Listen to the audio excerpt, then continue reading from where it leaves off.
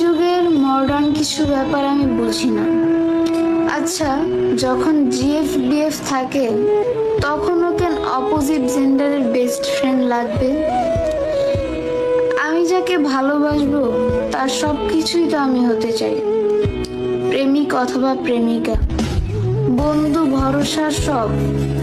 মন খারাপ হলে পাশে থাকবো আমি, কেন অন্য কেউ? ভাই, ভালোবাসা মানে শুধু মিষ্টি কথা না, ভালোবাসা মানে হলো একটা মানুষকে সম্পূর্ণভাবে আপন করে নেওয়া। হ্যাঁ, আমি হয়তো পজিটিভ, কিন্তু আমি চাই আমার মানুষটা শুধুমাত্র আমারই হোক।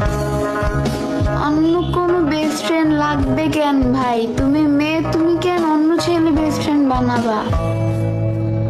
আর ভাই, তুমিও ছেলে হয়ে কেন মেয়ে বেস্ট ফ্রেন্ড বানাবা?